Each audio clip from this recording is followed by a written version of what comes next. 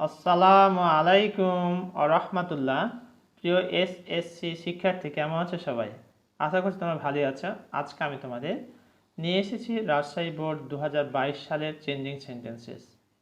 এখানে আমি তোমাদের সবচেয়ে মজার যে বিষয়টি নিয়ে আলোচনা করবো তা হলো কোন রুলসের ভিত্তিতে এই বাক্যগুলো চেঞ্জ হচ্ছে, সেই রুলসগুলো আমি বলবো এবং বাক্যটি কোন জায়গাটিতে চেঞ্জ করে সেটি হচ্ছে সেই জায়গাটি আমি তোমাদের স্পষ্ট দেখিয়ে দেবো।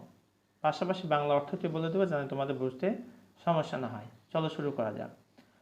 Change the following sentences according to directions, অর্থাৎ যেভাবে ডিরেকশন দেওয়া হয়েছে সেইভাবে আমাদের বাক্যগুলোকে চেঞ্জ করতে হবে।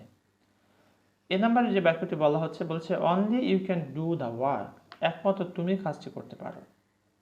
এখানে নেগেটিভ করতে বলা হয়েছে।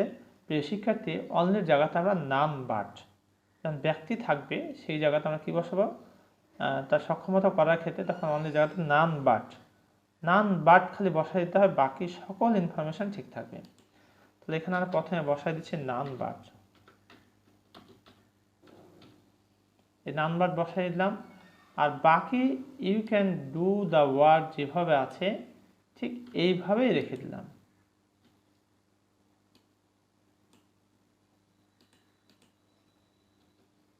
নান but you can do the work, এখানে বলছে একমাত্র তুমি কাজটি করতে পারো, আর এখানে বলছে তুমি ছাড়া কেউ কাজটি করতে পারে না। তাহলে এখানে অনলি জায়গাতে নান বাট বসাইছি, বাকি সকল ইনফরমেশন ঠিক আছে। এবার আসা যাক বি নাম্বার বাক্যে। No other friend is as great as books, অর্থাৎ বইয়ের মতো কোনো ভালো বন্ধু নাই। বুঝতে পারছো, বড় বন্ধু নাই। এটা কি করতে বলছে? সুপারলেটিভ। তাহলে এখানে আমরা যেটি করতে পারি, books are the greatest friend.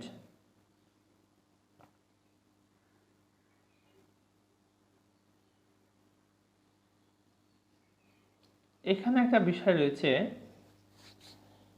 বলা হচ্ছে no other friend is as great as books, বইয়ের মতো ভালো বন্ধু নেই। তাহলে books are the greatest friend.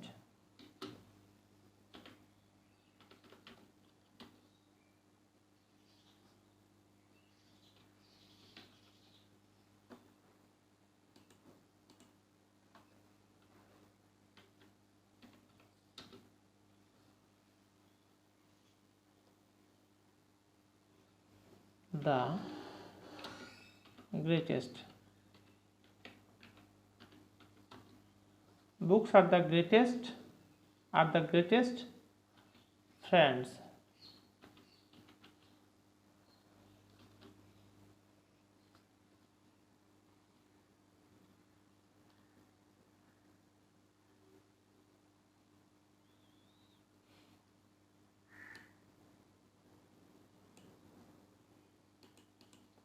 Books are the greatest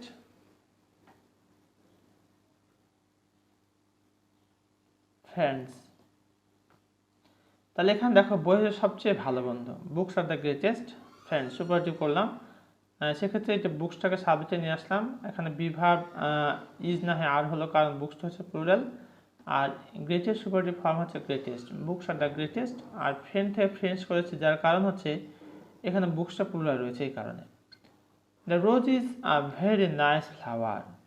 The rose is a very nice flower. গোলাপ হচ্ছে একটা বেশ সুন্দর ফুল। প্রিয় শিক্ষার্থী, তোমাদের উদ্দেশ্যে একটি কথা না বললেই নয়। অ্যাসার্টিভ বাক্যে যদি তোমরা এ অথবা অ্যান খুঁজে পাও, তাহলে এক্সক্লেমেটরি করার সময় ওটা হোয়াট দিয়ে শুরু করতে হবে। What a nice flower the rose is. তাহলে এখানে আমরা কি লিখবো? হোয়াট এ নাইস flower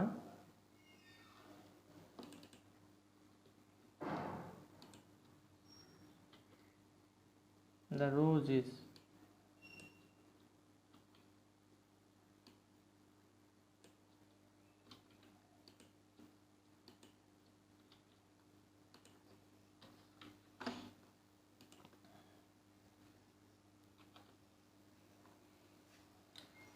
তাহলে এখানে হোয়াট নিলাম, what a nice flower the roses, আর এখানে এই ইনফরমেশন সব ঠিক আছে।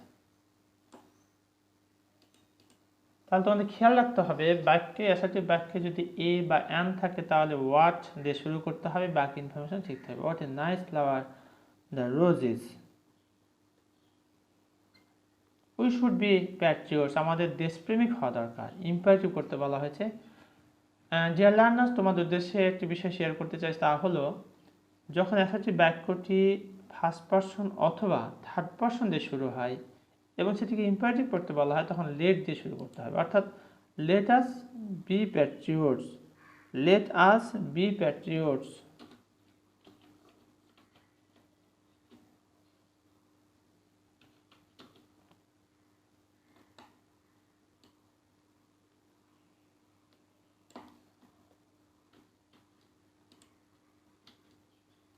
Late us be patriots. তাহলে এখন চেঞ্জ হয়েছে কি, বি প্যাট্রিয়টস তো ঠিকই আছে, চেঞ্জ হয়েছে লেট নিয়েছি, আর we're subjective form, objective form হচ্ছে আস।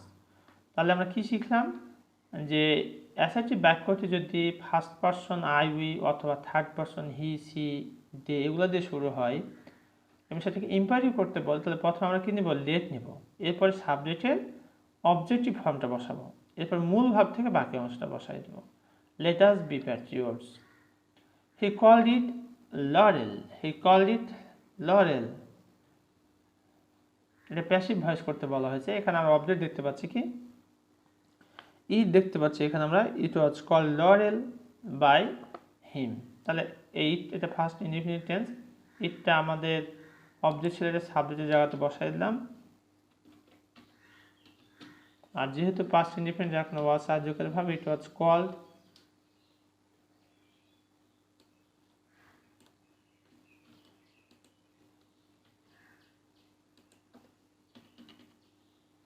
it was called laurel।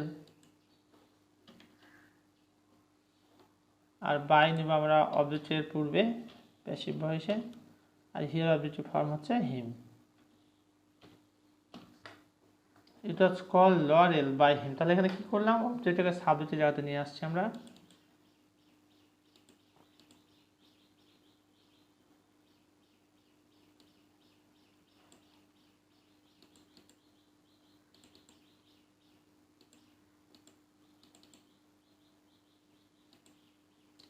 নতুন করে জানিয়ে আসছি, তা হলো এই যে ওয়াজ আর বাই, অবজেক্টটিকে সাবজেক্ট করলাম, ইট ওয়াজ কল্ড লরেল, আর লরেল যে অবস্থায় ছিল সেভাবেই থাকলো, আর বাই প্রিপোজিশন বসালাম, আর হিয়ার অবজেক্টিভ ফর্ম হিম।